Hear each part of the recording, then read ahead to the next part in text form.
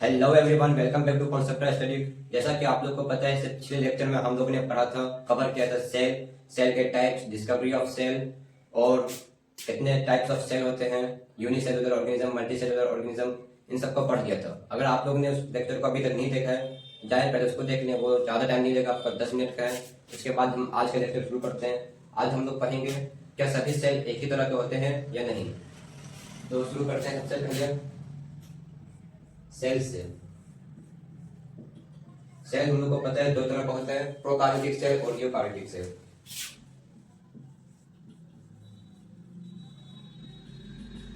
Prokaryotic cell, फिर आते हैं दूसरे नंबर पे यूकार्योटिक सेल।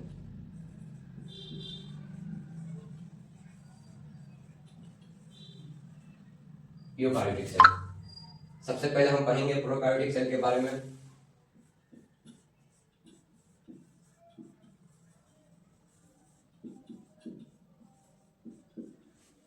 प्रोकार्योटिक सेल, जैसा कि प्रोकार्योटिक सेल, प्रोकार्योटिक दो वर्ड से मिलकर बना हुआ है। पहला है प्रो, दूसरा है कार्योटिक। तो प्रो का मतलब होता है बिफोर, पहले, और कार्बन से बना हुआ है कार्योटिक, इसका मतलब होता है न्यूक्लियस। तो जो पहले न्यूक्लियस था वो कैसा था, उसके बेसिस पे प्रोकार्योटिक सेल को डिफाइन किया गया है। तो सबसे पहले प्रोकार्योटिक का एक पॉइंट बनता है कि इसमें न्यूक्लियस एब्सेंट होता है। न्यूक्लियस न्यूक्लियस एब्सेंट होगा, ठीक है। न्यूक्लियस एब्सेंट होगा तो इसके जगह पे क्या होगा, इसके जगह पे न्यूक्लियाइड होगा। और न्यूक्लियस अगर नहीं होगा तो इसके पास न्यूक्लियर मेम्ब्रेन भी नहीं होगा, न्यूक्लियर मेम्ब्रेन भी एब्सेंट होगा। और जैसा कि ये प्रोकार्योटिक पहले पहले का था, तो इसमें ज्यादा मेम्ब्रेन बाउंड ऑर्गेनेल नहीं था, मतलब इसमें मेम्ब्रेन बाउंड ऑर्गेनेल एब्सेंट है। Membrane bound organelle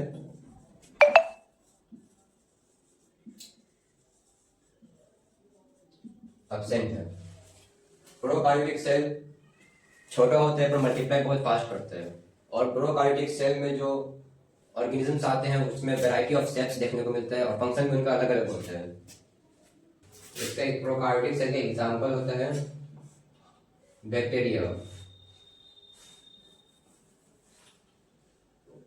prokaryotic cell का एग्जांपल क्या होगा, बैक्टीरिया। अब क्योंकि प्रोकार्योटिक सेल में वैरायटी ऑफ सेल्स पाए जाते हैं, तो प्रोकार्योटिक सेल में का ही एक ये ऑर्गेनिज्म है बैक्टीरिया, तो इसमें भी वैरायटी ऑफ सेल पाए जाएंगे। तो सब वैरायटी हम पहले पढ़ते हैं। पहला होता है रड सेल, जो रड के ऐसे देखने में दिखेगा। रड सेल के बाद आता है स्फेरिकल सेल,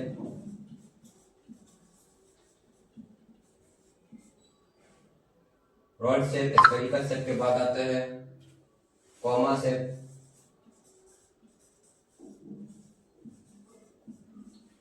एंड लास्ट में चौथा सेल आता है इसका स्पाइरल सेल। स्पाइरल, जैसे कि स्पाइरल शेप होता है, स्पेशली हम इसको क्या कह देते हैं, स्पिरिलम।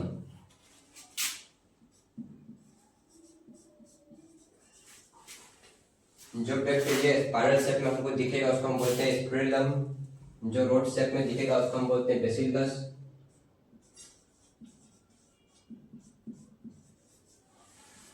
जो स्फेरिकल शेप में दिखेगा उसको हम बोलते हैं कोकस, और जो कॉमा शेप में दिखेगा हमको उसको हम बोल देते हैं विब्रियो।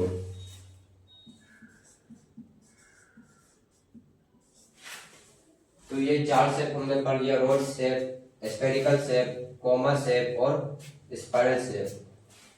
तो बैक्टीरिया में या ऐसा कैपेबिलिटी होता है कि अपने शेप्स चेंज कर पाते हैं। तो जैसे कि अगर ये रोड शेप है तो ये स्फेरिकल शेप भी बन सकता है। इसी फेनोमेना को हम कहते हैं शेप चेंजिंग कैपेबिलिटी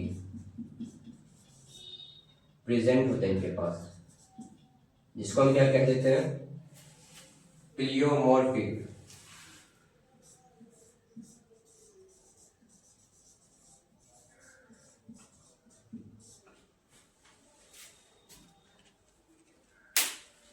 तो इनके पास सेल चेंजिंग कैपेबिलिटी प्रेजेंट होता है, जिसको हम बोल देते हैं प्लियोमॉर्फिक यूकारियोटिक सेल के बारे में।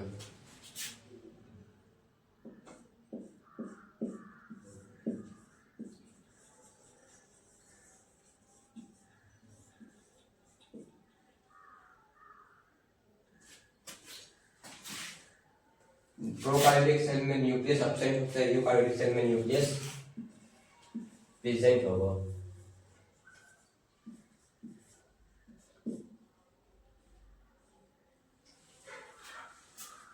प्रोकार्योटिक सेल में न्यूक्लियर मेम्ब्रेन एब्सेंट होता है, इसमें प्रेजेंट होगा। मेम्ब्रेन बाउंड ऑर्गेनेल इसमें एब्सेंट होता है, इसमें प्रेजेंट होगा।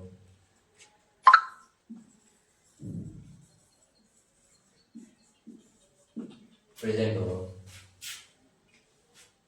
यहाँ पे इसको हम लोग हटा देते हैं।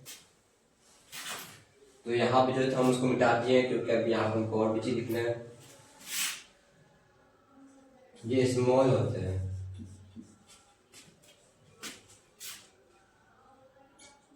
ये लार्ज होगा। इसका डीएनए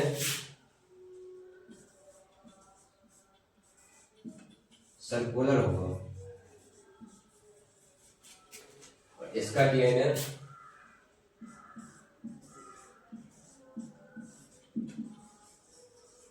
लीनियर होगा। इसका एग्जाम्पल बैक्टीरिया होगा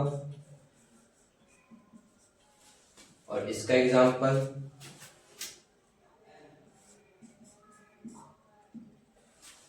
यूकार्योटिक सेल का एग्जाम्पल एनिमल सेल और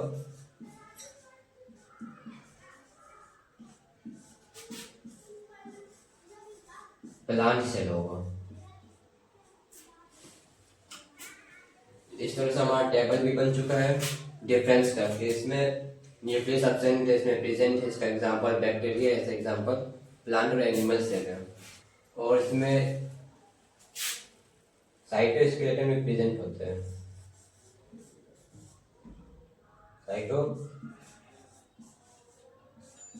साइटोस्केलेटन होता क्या है? जैसे इसके नाम से ही पता चल रहा है कि साइटो मतलब सेल, स्केलेटन मतलब फ्रेमवर्क। सेल का फ्रेमवर्क इसमें प्रेजेंट होता है। साइटो आप लोग ने एक जगह और सुना होगा, साइटोप्लाज्म। तो साइटो मतलब वहां पर भी सेल होगा और प्लाज्म मतलब फ्लूइड। सेल के अंदर जो साइटोप्लाज्म होता है, मतलब सेल के अंदर जो फ्लूइड होता है, उस हिस्से को क्या कहते हैं? साइटोप्लाज्म कहते हैं। अब हम लोग पढ़ेंगे जेनेटिक मटेरियल।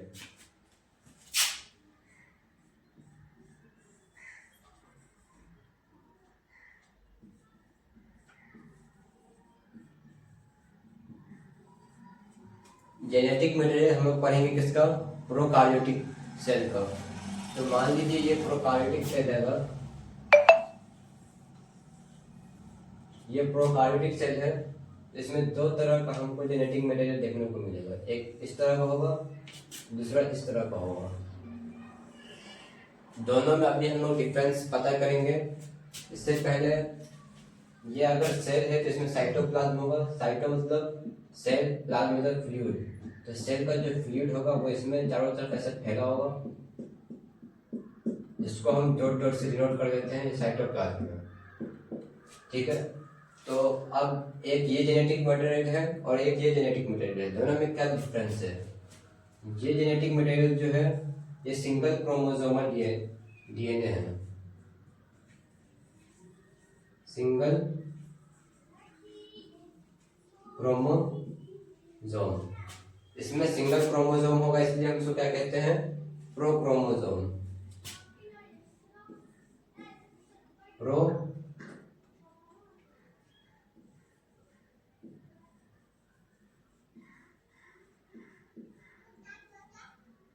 प्रोक्रोमोसोम सिंगल क्रोमोसोम में, इसलिए हम इसको क्या कहते हैं?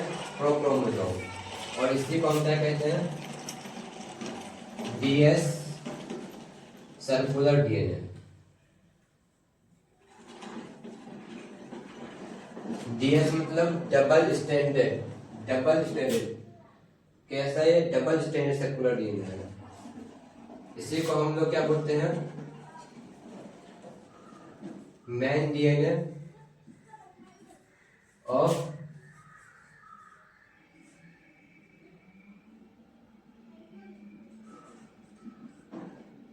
Main DNA of genomic DNA.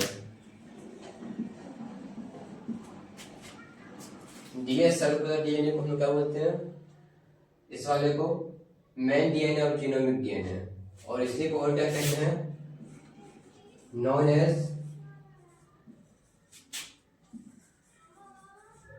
Genophore और न्यूक्लियोइड।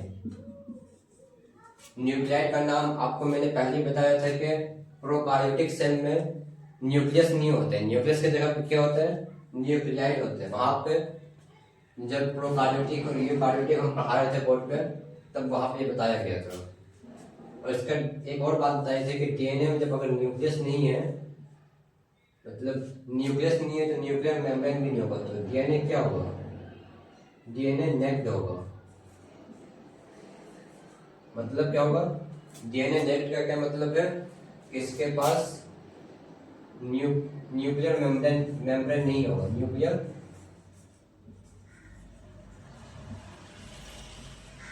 मेम्ब्रेन एब्सेंट होगा। यहां तक बात समझ में आई?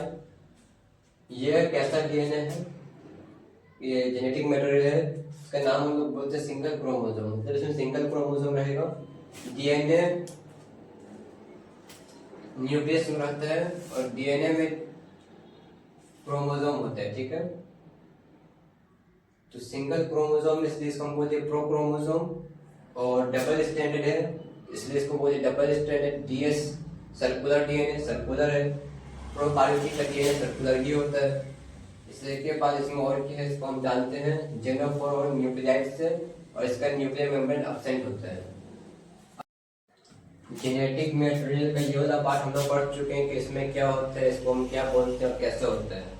इसके बाद अब हम ये पढ़ेंगे, इसको हम लोग क्या बोलते हैं? इसको बोलते हैं प्लाज्मिड। इसमें क्या होता है? एक्स्ट्रा क्रोमोसोम होता है।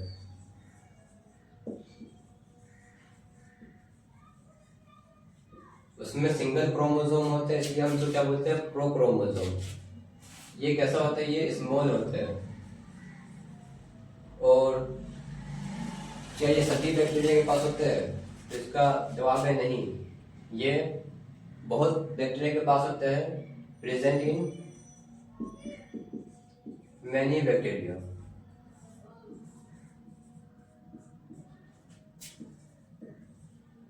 बहुत सारे बैक्टीरिया के पास होते हैं, पर सभी बैक्टीरिया के पास नहीं होता है।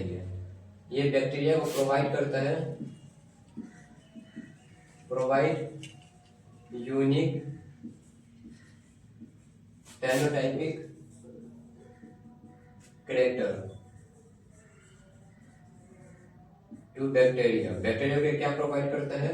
यूनिक फेनोटाइपिक कैरेक्टर का क्या मतलब है? इसका मतलब हुआ कि एंटीबायोटिक अगर हम बैक्टीरिया में डालेंगे, तो अगर उसके पास प्लाज्मिड वाला क्रोमोसोम डीएनए है, तो इसके पास एक ये फेनोटाइपिक कैरेक्टर बैक्टीरिया के पास होगा, जिससे वो उस एंटीबायोटिक से लड़ सकता है। ये मरेगा नहीं अगर आप इसमें एंटीबायोटिक डालेंगे तो, और मरने के बजाय ये अपने आप को डिवाइड करेगा, मल्टीप्लाई करेगा। और अब हम लोग पढ़ेंगे आज का लास्ट टॉपिक, जो कि प्लांट सेल और एनिमल सेल। सबसे पहले बात करें सेल वॉल की, तो सेल वॉल प्लांट सेल में प्रेजेंट होगा और एनिमल सेल में एब्सेंट होगा। क्लोरोप्लास्ट ये भी प्लांट सेल में प्रेजेंट होगा, और क्लोरोप्लास्ट एनिमल सेल में एब्सेंट होगा। आउटर मेम्ब्रेन की बात करें तो प्लांट सेल में सेल वॉल होगा, आउटर मेम्ब्रेन, और एनिमल सेल में प्लाज्मा मेम्ब्रेन होगा।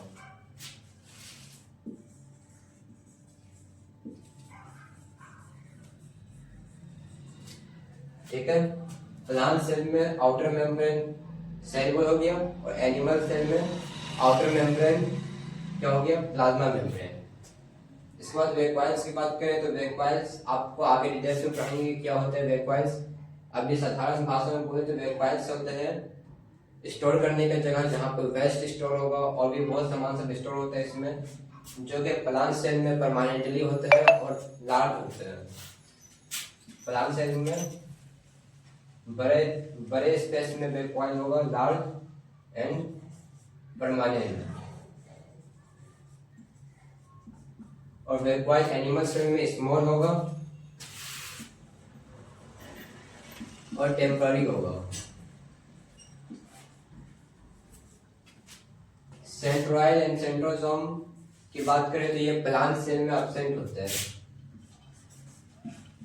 और एनिमल सेल में प्रेजेंट होते हैं। सेंट्रोसोम क्या होता है? सेंट्रोसोम सेल डिवीजन में हेल्प करते हैं। तो आज का लेक्चर बस इतना ही था।